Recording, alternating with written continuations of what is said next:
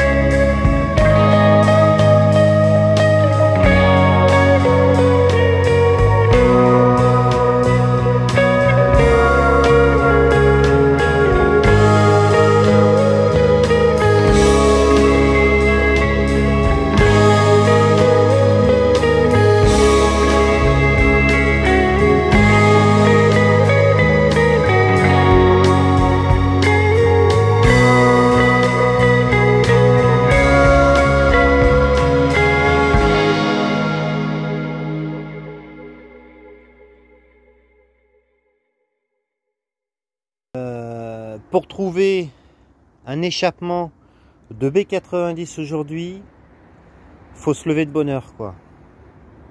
Et le peu que j'ai trouvé, faut compter 600 €. Juste une gamelle là, juste la gamelle, pas les tuyaux hein, que la gamelle. Donc j'ai fait je sais plus combien de kilomètres pour voir des entreprises et tout ça. Parce que par téléphone ça répond pas, donc il a fallu se démerder. Donc l'idée là, je vais aller voir, je vais prendre conseil chez un un mécano que je connais, savoir si on peut pas mettre un échappement de au-dessus. C'est les B110 et Midliner, seulement ils sont un peu plus longs.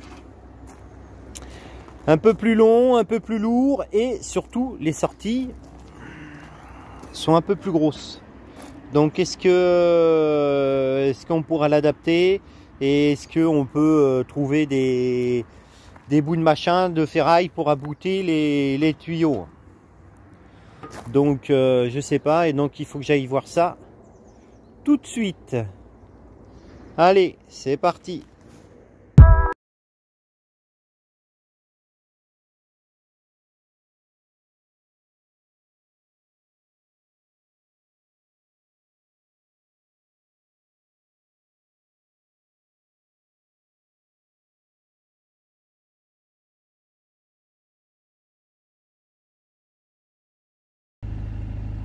Bon, là je suis de retour chez le client. J'ai été voir donc le garagiste qui limite m'a dit ce camion, le B90, je veux plus en entendre parler. Ça a été un enfer pour faire les freinages, etc.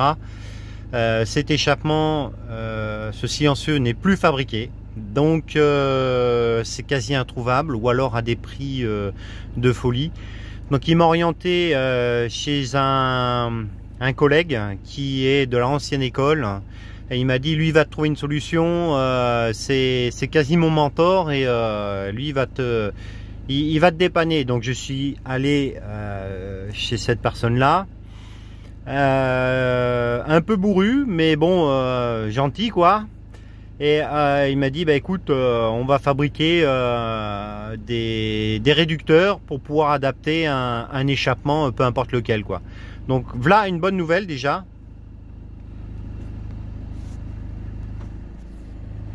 Ok, donc j'ai été interrompu parce que j'ai eu un appel.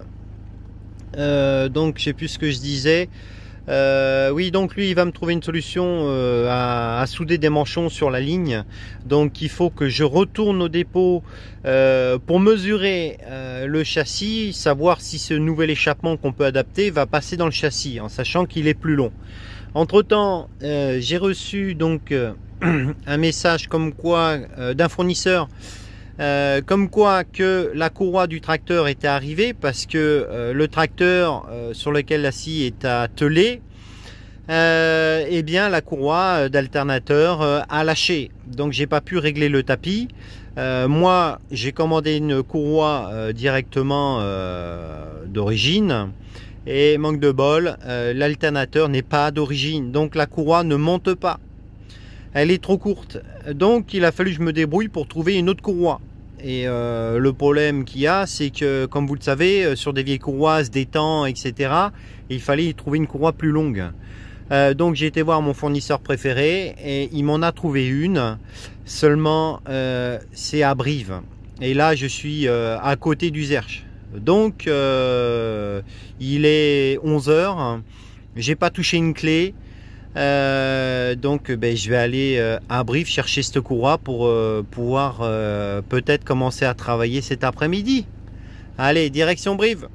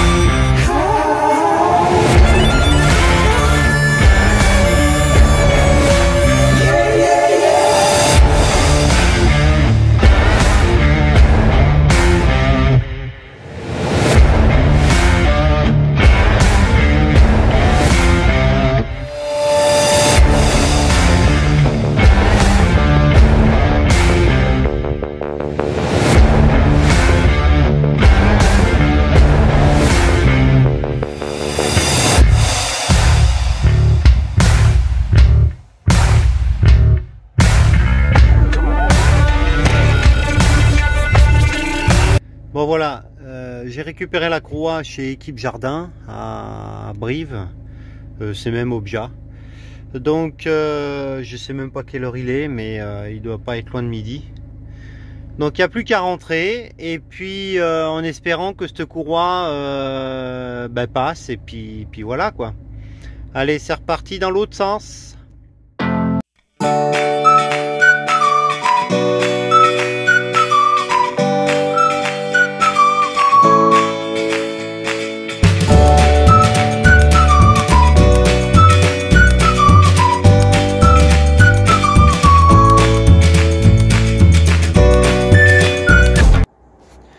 Bien, il est midi et demi, je viens de rentrer à la maison. Je me suis arrêté acheter une bricole pour manger. Et puis, je vais casser la croûte. Et je vais repartir donc chez le client voir si les pièces ont été livrées. Et puis après, retour au dépôt.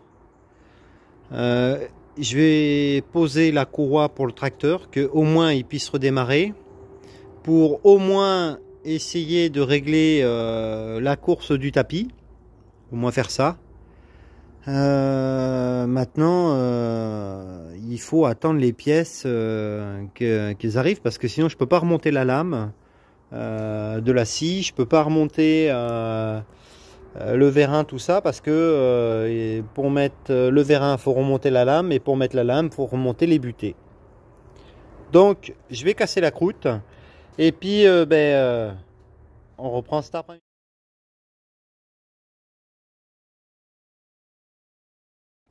Ok, le vérin est remonté, la bague en bronze est mise. Je vais rebrancher les durites. Et après je vais remonter le levier là. Allez, c'est parti. Donc voilà le mécanisme remonté.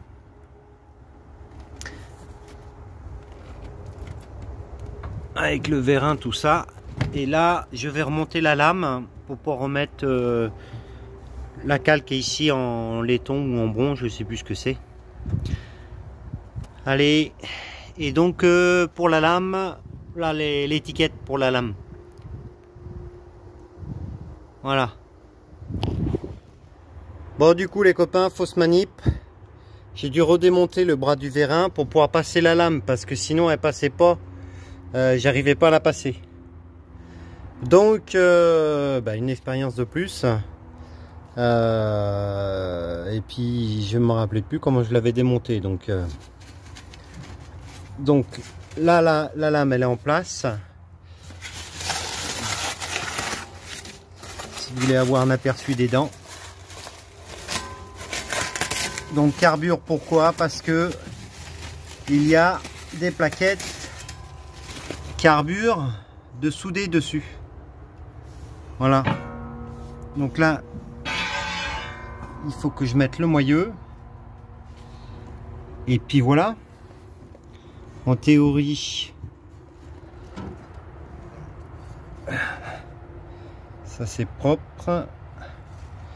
En théorie, il ne devrait pas y avoir d'autres surprises. Donc c'est claveté, hein, évidemment. Voilà.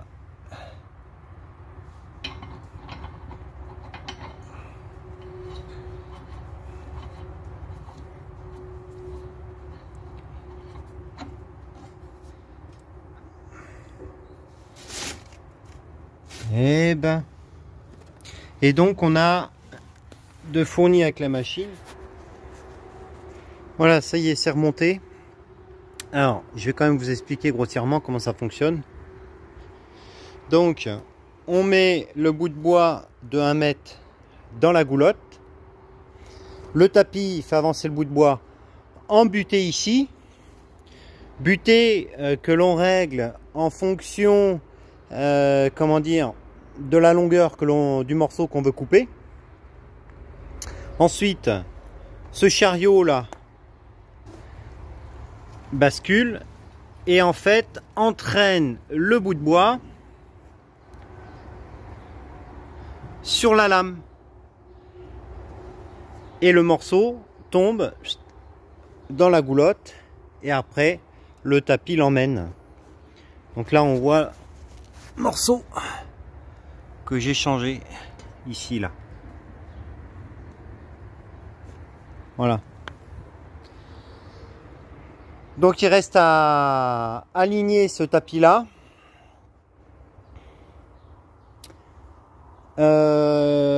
Après je crois qu'il n'y a plus de cache, il n'y a plus rien, il n'y a plus de capot. Je me rappelle plus. Je crois qu'il n'y a pas de capot. Bref, et donc il va falloir que je change donc la courroie du tracteur. Donc j'ai mis un pot d'échappement tout neuf. Donc c'est le même système que l'autre, hein. Et donc voilà, comme l'alternateur il n'est pas d'origine, ben forcément la courroie elle tombe pas juste. Allez, je monte ça parce qu'après il faut tout remonter le capot du tracteur là. Et le capot, je sais pas comment ils se sont démerdés, mais franchement chez Massey des fois ils réfléchissent pas. Le capot là, il vient coiffer le pot d'échappement. Vous vous rendez compte la hauteur qu'il faut monter le capot? C'est de la ferraille, ça pèse quoi. Enfin j'arrive pas à piger des fois, hein. Bref, allez, c'est parti. Je suis en train de remboîter le capot, donc il faut passer par-dessus l'échappement. Super truc. Donc là je vais finir de le passer dans le joint et après je vais mettre les joues. Et ça devrait être fini. Allez, je continue. Donc là c'est le pré-filtre.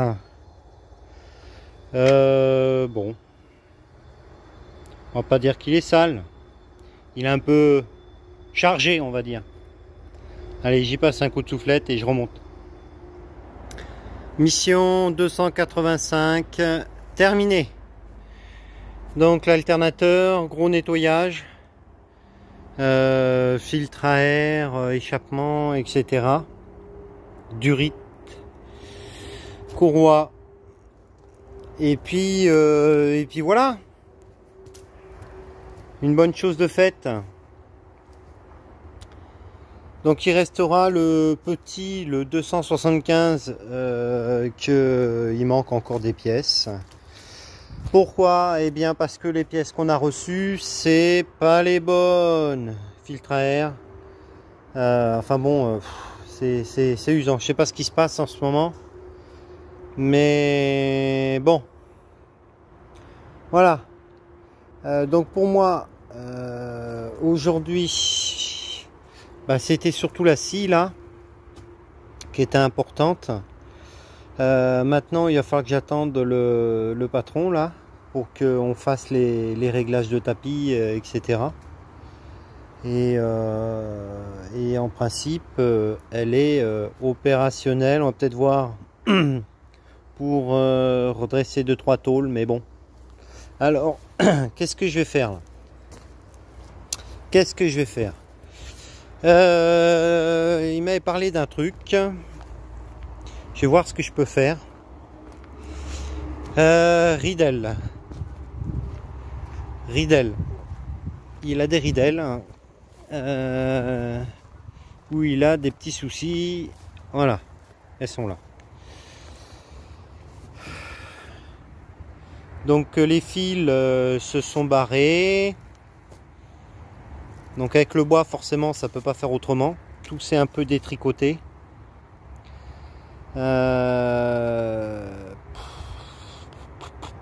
Honnêtement, moi j'aurais bien mis des tôles à la place, mais j'en ai pas. Donc il faut que j'arrange ça. Ok. Je suis pas certain qu'en ressoudant ça tienne, mais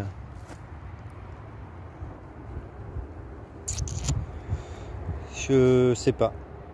On va voir ce que je peux trouver comme solution. L'autre c'est pire. C'est pire.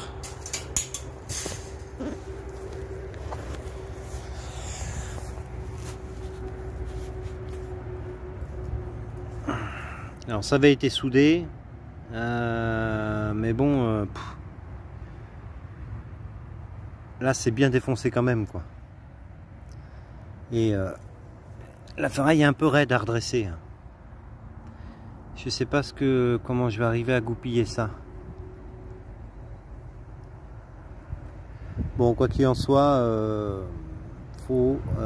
ah oui, priorité, mesurer pour l'échappement pour le commander. Faut que j'aille voir l'autre camion qui doit être garé derrière un autre camion. Bon, allez, je vais essayer de m'occuper de ça.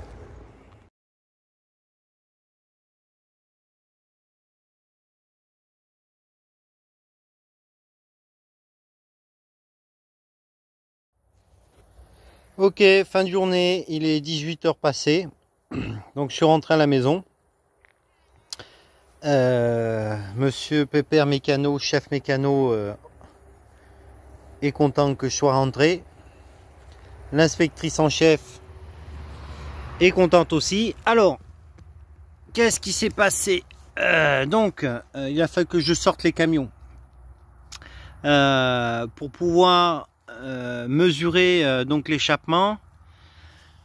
Le truc, c'est que le camion, il était plein, il a fallu aller le vider. C'était la misère parce que il était très plein, ça s'accrochait partout. Donc j'ai mis du temps à le vider. Et après, il a fallu remettre tous les camions. Bon, j'ai rien filmé parce qu'il n'y avait rien d'extraordinaire à filmer. J'ai fini les mesures. Et j'ai pu voir avec le client pour commander donc le silencieux. Et il restera plus qu'à attendre le silencieux et l'emmener faire modifier chez le gars que j'ai été voir ce matin pour l'adapter tout simplement. Donc à suivre. J'espère que cette petite péripétie de journée vous plaira.